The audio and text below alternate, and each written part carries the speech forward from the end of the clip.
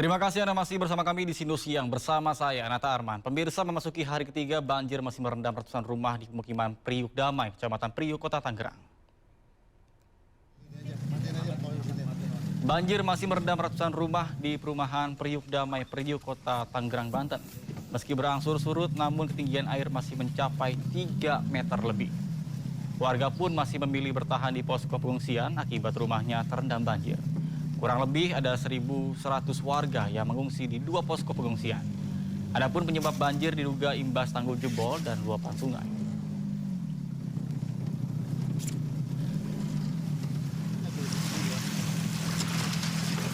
Nah, ini banyak kabel nih, udah banyak kabel di sini. Di sini lebih dari 800 Mas untuk di posko ini.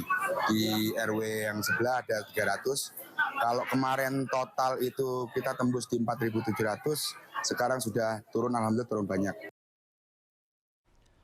Pemirsa, di hari ke-8 banjir di Kabupaten Karawang, Jawa Barat makin meluas dengan ketinggian banjir hampir 3 meter. Ribuan warga pun masih bertahan di pengungsian. Ribuan rumah di 20 kecamatan di Kabupaten Karawang, Jawa Barat masih terendam banjir setinggi 1,8 meter hingga hampir 3 meter. Kondisi ini terjadi akibat luapan Sungai Citarum dan Sungai Cibeet. Selain merendam rumah dan juga sawah, banjir juga memutus akses jalan. Di sebagian wilayah, banjir juga mulai terlihat surut. Namun di wilayah Cekungan, banjir masih cukup dalam, bahkan hingga ketinggian 3 meter. Ribuan warga terdampak banjir masih bertahan di pengungsian.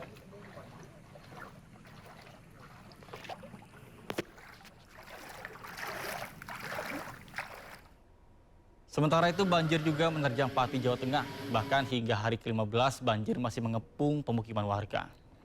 Pihak pemerintah Kabupaten Pati mengatakan bahwa hingga Minggu masih ada 50 desa di Bumi Minatani yang masih terendam banjir.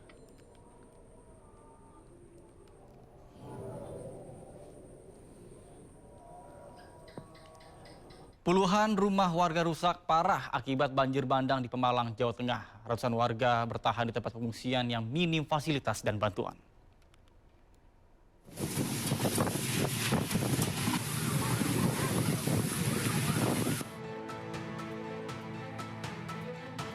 Proses evakuasi material terus dilakukan oleh warga, relawan, BPBD, TNI, dan Polri akibat banjir bandang di Desa Penakir, Kecamatan Pulau Sari, Kabupaten Pemalang, Jawa Tengah. Banjir bandang datang secara tiba-tiba pada Jumat malam yang membawa batu-batu besar serta material kayu dari lereng Gunung Selamet. Akses jalan dan jembatan putus serta puluhan rumah rusak parah, bahkan sebagian diantaranya rata dengan tanah. Akibat kejadian ini, 1 orang warga Tanto 33 tahun dilaporkan meninggal dunia, sementara puluhan warga lainnya mengalami luka-luka. Kini sebanyak 630 jiwa terpaksa mengungsi di kantor kecamatan dan gedung NU Pulau Sari. Di tempat pengungsian, warga mengaku kesulitan karena kamar mandi terbatas dan minimnya ketersediaan air bersih.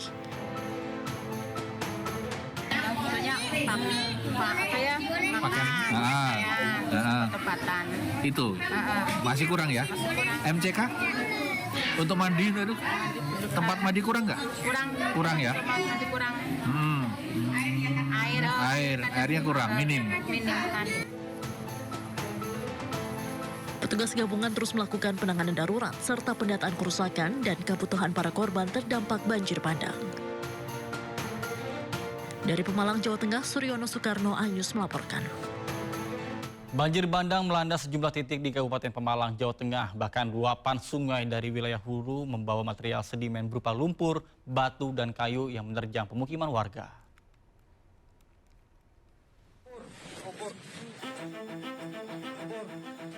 Selain banjir bandang, hujan deras yang disertai angin kencang di Kabupaten Pemalang, Jawa Tengah juga menyebabkan pohon tumbang di sejumlah titik.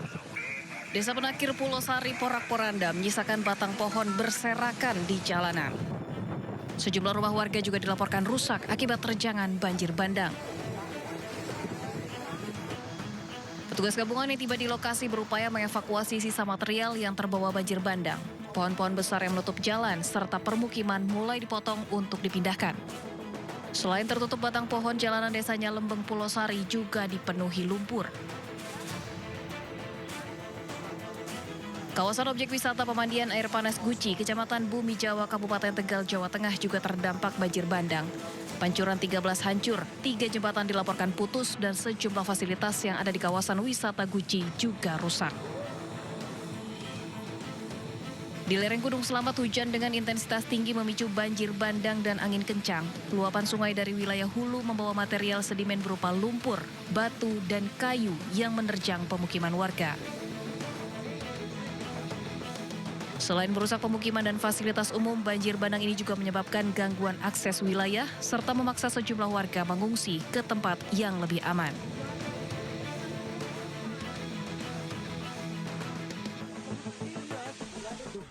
Pemirsa, suasana haru mewarnai pemakaman 3 korban jatuhnya pesawat ATR 42500. Jenazah Yoga Noval dan Ferry Irawan dimakamkan di Jakarta, sementara jenazah pilot Andi Dahananto dimakamkan di Tangerang, Banten.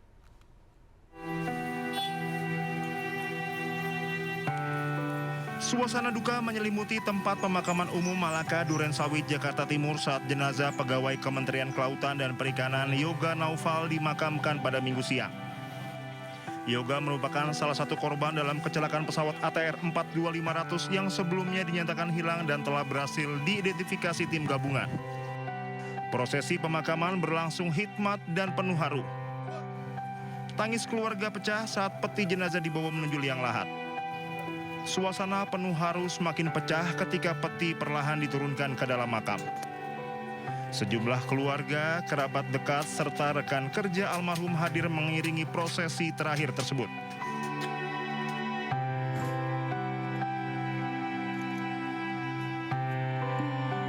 Sementara jenazah Ferry Irawan, pegawai Kementerian Kelautan dan Perikanan, dimakamkan di TPU Pondok Rangon, Cipayung, Jakarta Timur.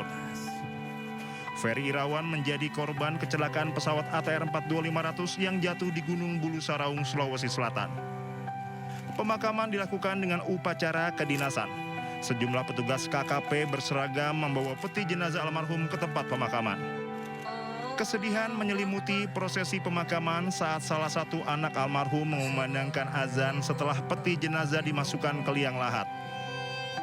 Penghormatan terakhir bagi almarhum dilakukan seluruh petugas KKP, keluarga, serta kerabat yang hadir di pemakaman.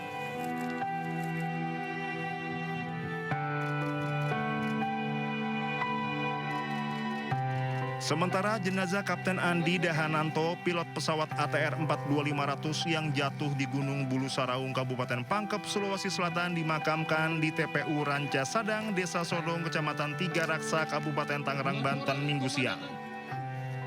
Kementerian Kelautan dan Perikanan melakukan prosesi upacara pemakaman sebelum jenazah dimasukkan ke dalam liang lahat yang dihadiri keluarga dan kerabat. Kapten Andi merupakan salah satu korban meninggal dunia dalam tragedi jatuhnya pesawat ATR 42500. Dari Jakarta dan Tangerang, Banten, tim liputan Anyus melaporkan. Diduga lantaran kelelahan, Menteri Kelautan dan Perikanan Sakti Wahyu Trenggono pingsan saat memimpin upacara penghormatan 3 jenazah korban pesawat ATR 42500 yang jatuh di Kabupaten Maros, Sulawesi Selatan. 25 Januari 2026.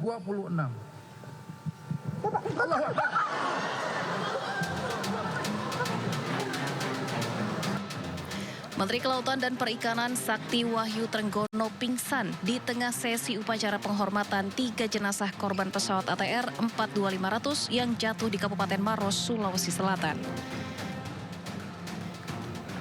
Menteri KKP Sakti langsung diselamatkan para protokol dan petugas yang bersiaga di dalam ruangan upacara. Sakti Wahyu Trenggono direncanakan memimpin upacara penghormatan terakhir kepada 3 korban pesawat ATR 42500. Namun karena masalah kesehatan tersebut, upacara dilanjutkan dengan dipimpin oleh Wakil Menteri KKP Didit Herdiawan. Didit Herdiawan mengatakan Sakti Wahyu Trenggono kelelahan, namun telah membaik dan telah mendapatkan penanganan medis. Sudah sadar, enggak apa-apa. Ini kecapean, enggak kecapean aja. Ya, makasih. Assalamualaikum warahmatullahi wabarakatuh. Diketahui Menteri KKP baru saja kembali setelah hadir dalam World Economic Forum yang digelar di Davos, Swiss. Setelah tiba di Indonesia, Sakti langsung menghadiri upacara penghormatan terakhir korban pesawat ATR 42500. Dari Jakarta, Jessica Winoto, Muhammad Zulkarnain, iNews melaporkan. Pemirsa, kedatangan jenazah korban pesawat ATR 42500 asal Klaten, Jawa Tengah diwarnai isak tangis istri dan keluarga almarhum. Sebelum dibawa ke rumah duka, jenazah terlebih dulu disolatkan di masjid desa setempat.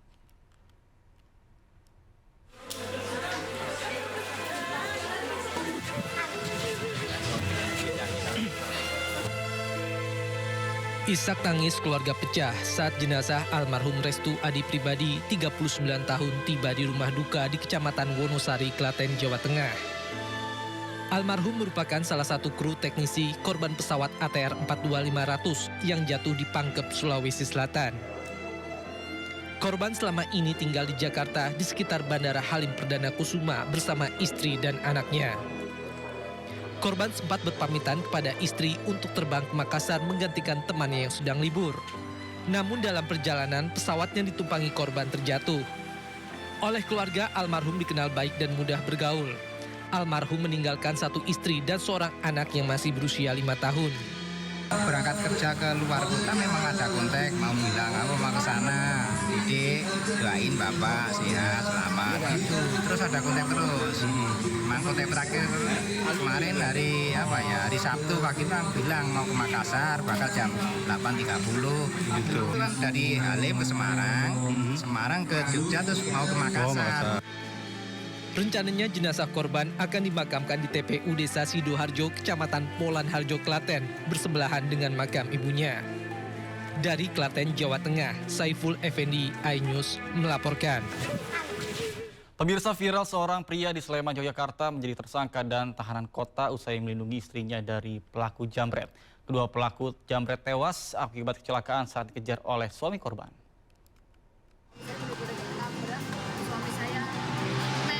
Kasus seorang pria di Sleman, Yogyakarta dijadikan tersangka karena melindungi istrinya dari jambret viral di media sosial. Pria tersebut kini dijadikan tahanan kota dan berkas perkaranya sudah dilimpahkan ke kejaksaan. Kapolresta Sleman, Kombes Pol Edi Stianto Erning Wibowo menyatakan penetapan status tersangka dilakukan berdasarkan gelar perkara, hasil olah TKP, pemeriksaan saksi, dan keterangan saksi ahli serta bukti rekaman CCTV. Pihak kepolisian menyampaikan ada 2 perkara yang ditangani penyidik, yakni kasus tindak pidana penjamretan dan kasus kecelakaan lalu lintas. Untuk kasus penjamretan, perkaranya gugur demi hukum karena para pelakunya meninggal. Sedangkan untuk kasus kecelakaan lalu lintas masih terus berlanjut. Karena kedua pelaku meninggal dunia, maka perkara tersebut gugur demi hukum dan dilakukan SP3. Kemudian untuk kejadian laka lantas ditangani oleh Satlantas Polresta Sleman. Polresta Sleman tentunya dalam menangani perkara laka lantas ini mengedepankan restoratif justice, ya, telah melakukan upaya-upaya memberikan ruang kepada kedua belah pihak untuk melakukan mediasi, kemudian menghubungi para pihak, yaitu para penasihat hukumnya untuk melakukan upaya-upaya berdamai. Namun beberapa kali sudah disampaikan tidak ada titik temu sehingga proses penanganan laka lantas ditangani melalui jalur hukum. Sebelumnya 2 jambret mengambil tas milik seorang wanita, warga Kalasan Sleman saat korban mengendarai motor pada 26 April 2025. Suami korban yang kebetulan mengendarai mobil di belakangnya memepet motor pelaku hingga keduanya terpental dan tewas di lokasi kejadian. Beberapa bulan kemudian, Satlantas Polresta Sleman menetapkan suami korban sebagai tersangka kecelakaan lalu lintas. Dari Sleman, Yogyakarta, Heru Trijoko, iNews melaporkan. Pemirsa, Ketua Komisi 3 DPR RI Habibur Rahman memandang perkara kasus penetapan tersangka terhadap Hogi Minaya perlu dilihat secara adil dan tidak semata-mata membaca pasal, tetapi juga mempertimbangkan hati nurani dan juga konteks peristiwa. Tanyakan, ya, bagaimana bisa pasal tersebut terapkan dalam perkara ini kepada Pak Hogi, ya. Karena yang lalai hingga menabrak itu kan bukan Pak Hogi, tetapi justru 2 orang penjamret tersebut dan mengakibatkan mereka sendiri yang meninggal dunia. Karena kan si Pak Hogi ini tidak menabrak, tapi mengejar si jamret tersebut. Dan kami juga bingung kok kejaksaan juga bisa menerima perkara ini, bahkan akhirnya sekarang akan dilimpahkan ke pengadilan. Kami berharap Pak Hogi bisa mendapatkan keadilan dan kami akan memantau jalannya peradilan tersebut, ya. Dalam mengadili suatu perkara, hakim wajib menegakkan hukum dan keadilan. Yang ayat 2-nya, jika dalam menegakkan hukum dan keadilan, sebagaimana dimaksud pada ayat 1, maka hakim wajib mengedepankan keadilan. Ya. Jadi nanti tanggal 28 Januari, hari Rabu, kami akan memanggil Kapolres Sleman, Kajati Sleman, ya, dan Pak Hogi beserta kuasa hukumnya untuk mencari solusi dalam kasus ini. Ya, kami ingin Pak Hogi mendapatkan keadilan dan kami ingin juga masyarakat tenang. Jangan sampai kalau nanti ada terjadi penjamretan, masyarakat tidak mau mengejar si penjamret yang lari menggunakan motor. Khawatir kalau si jamretnya nabrak, ya, atau celaka, ya, maka masyarakat yang akan disalahkan. Pemirsa, Presiden Prabowo Subianto menandatangani Board of Peace atau Piagam Dewan Perdamaian Gaza yang dibentuk Presiden Amerika Serikat Donald Trump. Penandatanganan tersebut berlangsung dalam rangkaian World Economic Forum 2026 di Swiss. Presiden Trump menyebut Dewan Perdamaian ini melibatkan puluhan negara dan terbuka bekerja sama dengan organisasi internasional termasuk Perserikatan Bangsa-Bangsa. Namun Palestina tidak dilibatkan dalam pembentukan dewan tersebut. Keikutsertaan Indonesia disebut bertujuan untuk menjaga proses transisi di Gaza melalui forum ini dan Indonesia akan mendorong penghentian kekerasan, perlindungan warga sipil, membuka akses kemanusiaan serta pemulihan tata kelola sipil di Palestina. Menteri Luar Negeri Sugiono mengatakan bahwa Indonesia butuh waktu lama untuk putuskan bergabung board atau piagam perdamaian yang dibentuk oleh Presiden Amerika Serikat Donald Trump. Security Council Resolution 2803. Indonesia memandang bahwa karena kita juga merupakan bagian dari negara-negara yang sejak awal ikut dalam proses ini, memandang bahwa Indonesia perlu untuk ikut bergabung dan terus terang saja perlu disampaikan bahwa prosesnya ini juga agak cepat. Dalam beberapa hari yang lalu penandatanganan piagam ini dilakukan dan Bapak Presiden memutuskan Indonesia untuk bergabung dengan berbagai pertimbangan. Yang pertama, tentu saja kita sejak awal merupakan negara yang peduli pada perdamaian, pada stabilitas internasional, dan khususnya pada situasi yang terjadi di Palestina. Karena Board of Peace ini merupakan bagian dari upaya untuk mencapai perdamaian tersebut, maka kita harus ada. Pemirsa, Gaza kini ditawari kemegahan dunia melalui Board of Peace atau Dewan Perdamaian. Namun di balik janji investasi tersebut muncul kecurigaan adanya skenario Dewan Keamanan Tandingan yang dirancang untuk membungkam hak politik warga Palestina. Dan apakah ini solusi masa depan atau sekedar taktik menjinakkan? Dan kita akan membedah secara mendalam bersama dengan Muhammad Hussein. Baik, selamat siang waktu Indonesia, Mas Hussein. Apa kabar? Selamat siang juga waktu Indonesia, Mas Nata. Alhamdulillah baik. Baik, Mas Hussein, mungkin bisa menurut Anda proyek Board of Peace ini atau Dewan Perdamaian ini menjanjikan kemakmuran luar biasa bagi Gaza. Nah, mengapa Anda menyebut ini justru sebagai penjajahan gaya baru? Iya, pertama ini bukan sebutan dari saya, tapi ini adalah keyakinan warga Gaza. Dan ini sudah sering saya sampaikan, bahkan sejak 2018 ya saya sudah berkali-kali mengabarkan kepada masyarakat Indonesia akan tawaran penjajah Israel terhadap para pejuang Gaza untuk meletakkan senjatanya dengan iming-iming kemegahan dengan iming-iming kejayaan dan harta. Dan itu banyak sekali tersebar video-video saya di media sosial sejak 2018, artinya 8 tahun yang lalu. Artinya ini bukan hal yang baru. Memang kalau kita melihat kenapa hari ini dan kenapa sekarang dan kenapa Amerika dan mengajak dengan negara besar menunjukkan adanya keputusasaan depresi yang sangat besar ya terhadap Israel, terhadap usahanya untuk menaklukkan Gaza, karena mereka tahu Gaza ini ternyata tidak bisa ditaklukkan dengan senjata konvensional, dengan kekuatan militer konvensional. Lalu mereka beralih dengan mengubah narasinya seolah ini adalah sebuah proyek kemanusiaan, ini adalah proyek perdamaian.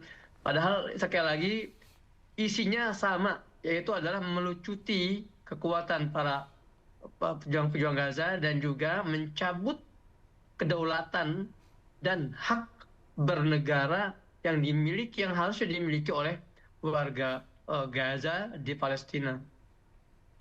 Baik.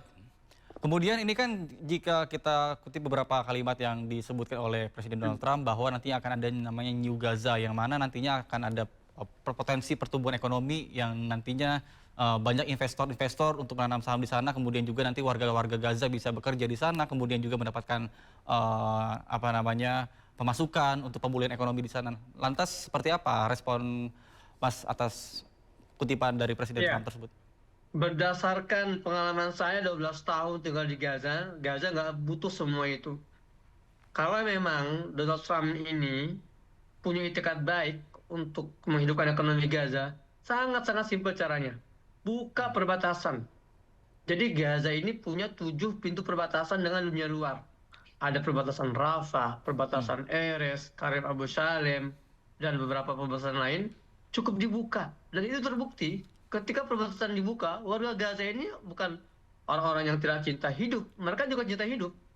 Meskipun mereka tidak takut mati, tapi mereka itu orang yang ulet dalam bekerja. Mereka orang yang profesional dalam mencari mata pencarian. Dan saya tahu sekali, ya bahkan orang-orang Gaza ini adalah masyarakat yang sangat rakus dalam segi pendidikan, akademisi, belajar. Jadi sebetulnya omong kosong kalau mereka ya menggunakan board of peace ini sebagai alasan untuk mensejahterakan warga Gaza, itu belum terbukti, dan itu hanyalah ya manuver politik mereka. Karena sekali lagi kalau memang ya Donald Trump, Amerika ingin benar-benar mensejahterakan Gaza, sederhana. Buka perbatasan dan jangan lagi ada blokade terhadap Gaza, maka saat itu warga Gaza akan mencari jalan sendiri untuk bagaimana mereka hidup dan mengembalikan Gaza seperti semula kondisi sebelum terjadinya genosida. Baik, kemudian ini kan Dewan Perdamaian bergerak cepat di luar jalur resmi PBB. Kemudian apakah ini merupakan bentuk Dewan Keamanan tandingan yang sengaja diciptakan oleh Amerika Serikat untuk menghindari hukum internasional dan juga melegalkan kontrol mereka atas Gaza? Bisa jadi seperti itu. Namun kita juga perlu pahami bahwa dominasi Amerika di Dewan Keamanan PBB yang sudah mereka pegang selama beberapa dekade terakhir ini juga sudah tergoyahkan karena sikap mereka sendiri, karena ketidakindependenan Amerika terhadap masalah Palestina. Ketika Amerika terlalu yang ngotot ya menunjukkan jati dirinya mendukung genosida terhadap Gaza, akhirnya ini menghilangkan kepercayaan negara para serta dalam DKPBB. Maka dari itu ya mungkin nggak mau ribet ya Donald Trump ini, mereka memilih untuk membuat aja board of peace yang baru gitu kan, Dewan Keamanan yang baru, dengan harapannya ya ini bisa mengembalikan citra mereka. Padahal semakin ini dilanjutkan, ini akan menunjukkan gerakan-gerakan blunder lainnya. Kita lihat saja sekarang ini banyak negara-negara yang menolak untuk bergabung, bahkan Inggris lah. Kita bicara negara yang memiliki nilai historis yang tidak sebentar dengan Amerika dan Israel. Inggris sampai saat ini menolak untuk gabung dalam majelis kedamaian itu. Spanyol juga sama, dan masih banyak negara lain. Maka dari itu jangan lupa juga ada rasa kekecewaan di situ, ada rasa kemarahan, ketidakpercayaan. Sebetulnya Kenapa kita hanya membahas masalah Dewan Keamanan atau Dewan Perdamaian baru ini, sementara kita lupa ada kriminal yang harus ditindak di situ, ada penjahat perang yang harus juga ditindak di situ. Ini juga jangan sampai dihilangkan, karena perdamaian ini tidak satu arah, tidak kita membantu korban lantas perdamaian akan datang, tapi kita juga harus tegas terhadap pelaku kejahatan tersebut sehingga kita benar-benar bisa mewujudkan perdamaian yang diinginkan dan ideal di mata kita semua. Baik, kemudian ini jika tadi sempat Anda mengatakan bahwa Gaza ini sangat sulit untuk ditaklukkan meskipun sudah dikerahkan kekuatan militer yang begitu fantastis, kemudian juga bombardir di mana-mana, namun tetap saja warga Gaza ini tetap melawan. Kemudian apakah jika syarat ini adalah cara untuk melucuti senjata, apakah ini tanda bahwa mereka ini sudah menyerah secara militer dan kini menggunakan suap ekonomi untuk membuka perlawanan dengan menggandeng beberapa negara-negara lainnya untuk bisa mendukung agar Amerika ini tidak terlihat bahwa sebagai penyuplai penjahat perang seperti itu? Ya, memang ini harapan Amerika ya. Mereka mengubah narasi dari narasi kekerasan dan militer menjadi narasi perdamaian dan kemegahan seperti itu. Dan sekali lagi ini bukan gaya baru, ini gaya lama dan sudah terbukti gagal dalam satu dekade terakhir. Dan kita tidak yakin juga akan berhasil, ya. Dan kita juga melihat warga Gaza juga sudah memahami permainan ini. Mereka tidak akan pernah menyerahkan kehormatannya, karena bagi mereka kehormatan yang mereka cari itu standarnya bukan dari standar Barat. Bukan artinya mereka harus hidup megah-megahan, bukan artinya mereka itu harus hidup di dalam satu wilayah destinasi wisata yang megah, yang bisa memancing wisatawan luar. Bagi mereka kehormatan itu adalah ketika mereka bisa menentukan hak hidup mereka sendiri, hak hidup bernegara mereka, berpolitik mereka, dan hak untuk mereka menjaga tanah mereka sendiri. Sekalipun kondisinya dianggap sulit secara materi, sekalipun kondisinya dianggap tidak layak, namun bagi warga Gaza yang mereka sudah terbiasa, mereka memahami apa yang mereka butuhkan, yaitu adalah kemerdekaan, bukan perpanjangan penjajahan dengan gaya baru seperti ini, ya. Dan itu saya rasa tidak akan berhasil karena sejarah sudah mencatat dan sudah gagal seperti itu. Baik, tadi Anda menyebut bahwa warga Gaza ini lebih memilih kehormatan daripada menjadi seperti Singapura yang baru. Nah, bagaimana misalnya rakyat Gaza yang sedang digenosida tetap konsisten menolak tawaran kemewahan ini di saat mereka membutuhkan segalanya, dan juga di tengah hal tersebut Indonesia kan kemarin sudah menandatangani perjanjian tersebut. Apakah ini bisa melukai perasaan hati dari para warga Gaza? Ya, kalau saya katakan ya warga Gaza ini sebetulnya dari awal sudah nothing tulus. Bagi mereka mereka sudah tidak bisa kehilangan apa-apa lagi karena mereka sudah kehilangan semuanya. Gitu, dan mereka kalau mereka bisa bertahan selama 80 tahun menghadapi penjajahan dengan keterbatasan, dengan blokade, mereka akan bertahan lebih lama lagi ke depannya, ya, untuk sekedar memperjuangkan prinsip-prinsip mereka itu, ya. Maka dari itu sebetulnya bola panasnya bukan di warga Gaza tapi di kita, di masyarakat dunia. Ya, warga Gaza sudah teruji ketegarannya, kesabarannya, dan kita lah yang belum teruji konsistensi kita, kemudian kesinambungan kita dalam masalah kemanusiaan ini. Kita yang malu itu sebetulnya masyarakat dunia yang sedang dipertontonkan hal memalukan ini. Gitu. Kemana nurani kita, kemana rasa kemanusiaan kita, apakah kita masih layak dikatakan manusia, melihat drama yang terjadi, pembantaian, kemudian dibayar murah dengan gedung-gedung baru dan dengan dewan perdamaian versi Barat dan Israel ini, gitu kan. Itulah sekarang PR-nya bukan di mereka tapi di kita, apa sikap kita dan apa tanggapan kita melihat kesewenang-wenangan ini terus berlanjut. Adapun keputusan Indonesia ya yang berdampingan, yang pertama kita tetap menghargai apapun keputusannya. Pemerintah kita saya yakin juga itikadnya bagus, ya karena melihat ini ada peluang perdamaian. Namun tetap kita sebagai masyarakat memiliki kewajiban untuk mengkontrol pemerintah kita agar jangan sampai pemerintah kita bergerak sendirian tanpa mendengarkan aspirasi kita sebagai masyarakat.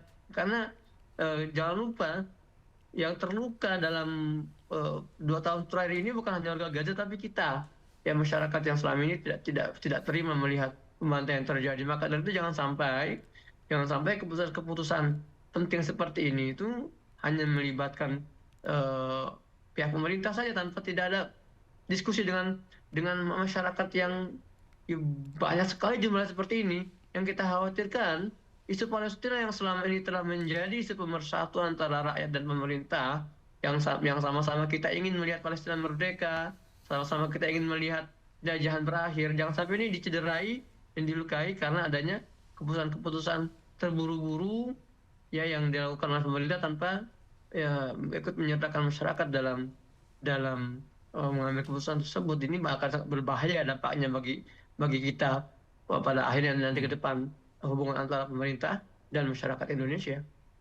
Baik, artinya dalam perjanjian yang dibuat oleh Presiden Amerika Donald Trump ini, Anda melihat ada Dewan Perdamaian sebagai pintu belakang untuk memaksa negara-negara Muslim ini melakukan normalisasi hubungan dengan Israel melalui kedok investasi ya?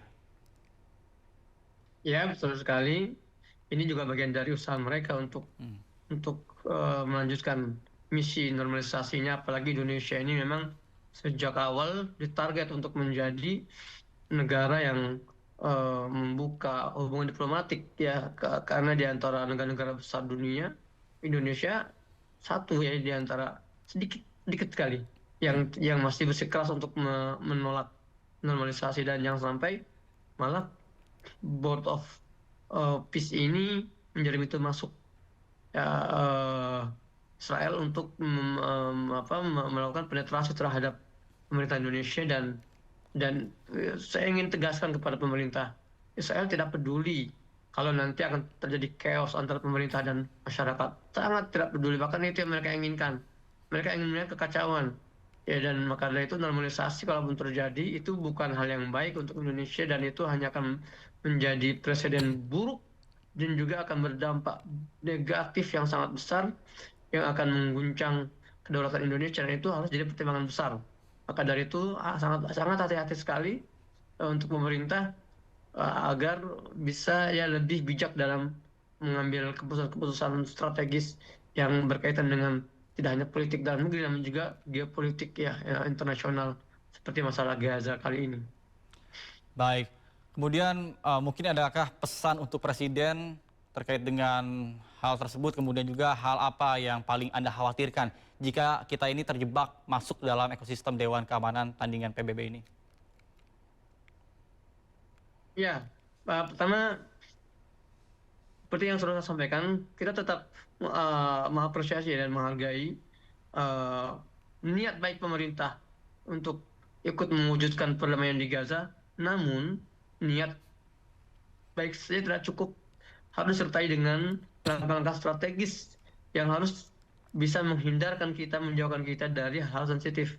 Ya, maka dari itu sekali lagi saya meminta kepada Pak Prabowo dan jajaran kementeriannya untuk juga tidak melupakan ada 200 juta lebih masyarakat Indonesia yang selama ini ya memegang atau mengawal konstitusi, kewajiban konstitusi kita dalam urusan Palestina, yang selama ini menjaga bagaimana perjuangan Palestina kita backup, kita support. Maka dari itu kita tidak membuka hubungan diplomatik, dan usaha-usaha ini jangan sampai dicederai dan dirusak oleh satu keputusan yang terkesan terburu-buru atau tidak matang ya, karena tidak melibatkan partisipasi masyarakat dalam pengambilan ini gitu kan. Apalagi kalau kita bicara Indonesia sebagai negara demokrasi yang berlandaskan demos dan krotos kekuatan rakyat, maka dari itu tolong dipertimbangkan dengan baik adanya aspirasi masyarakat Indonesia. Buatlah survei, buatlah semacam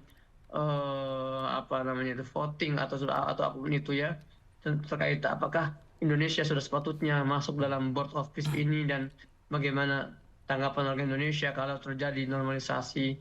Ini penting sekali lagi jangan sampai niat kita baik untuk membantu perdamaian di Palestina namun malah menjadi backfire untuk kita dan malah menggoncangkan stabilitas keamanan di dalam negeri dan terjadi eskalasi antara pemerintah dan masyarakat. Maka dari itu kami berharap suara kami bisa juga didengar dan menjadi pertimbangan untuk kedepannya. Demikian.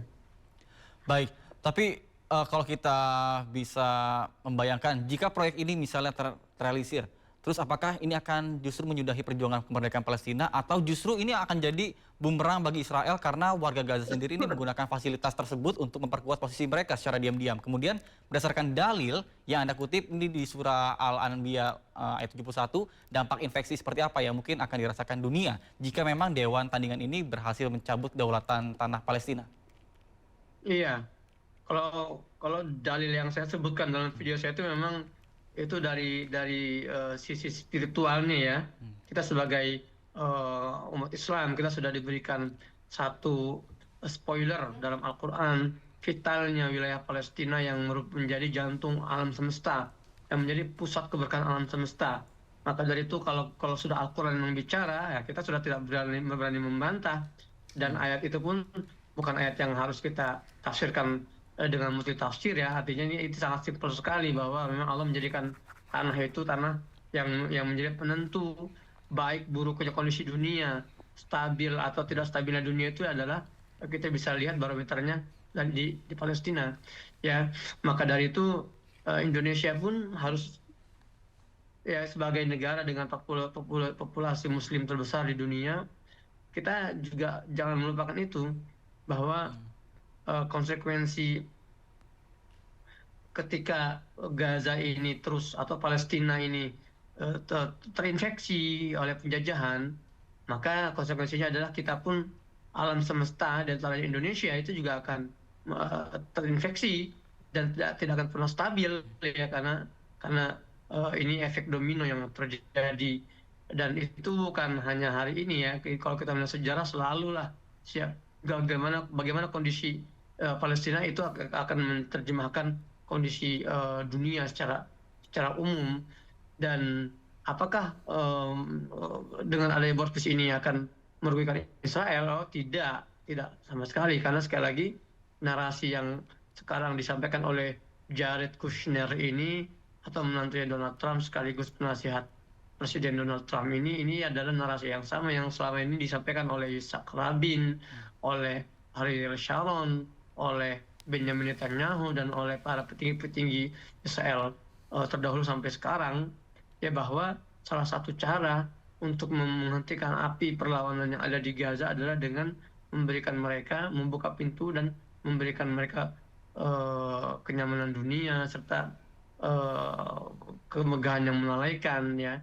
Meskipun itu mereka sudah coba dan gagal, maka dari itu kalau ini terjadi, yang hal atau pihak pertama yang paling diuntungkan dengan pembangunan di Gaza ini bukan hanya warga Gaza, tapi Israel yang semakin akan memiliki akses penuh ya dengan kamuflase istilahnya Dewan Perdamaian ini pada intinya kan Israel yang akan bermain di situ dan Amerika di situ. Mereka memiliki akses penuh kepada warga Gaza dan tidak akan ada lagi privasi di situ. Ketika privasi tidak ada, artinya keamanan itu akan otomatis hilang eksistensinya keamanan warga Gaza, dan itulah titik di mana Gaza akan benar-benar menjadi tempat yang terjajah secara eksistensial. Baik. Seperti itu. Baik, terima kasih banyak Mas Muhammad Hussein selaku analis geopolitik Palestina atas waktunya bergabung bersama kami di Sindo Siang. Terima kasih, selamat kembali bertugas atau melakukan aktivitas dan wassalamualaikum warahmatullahi wabarakatuh. Assalamualaikum warahmatullahi wabarakatuh. Birsa, keputusan pemerintah dukung perdamaian Gaza perlu dikontrol. Usaha kita bantu perjuangan Palestina jangan sampai dilemahkan.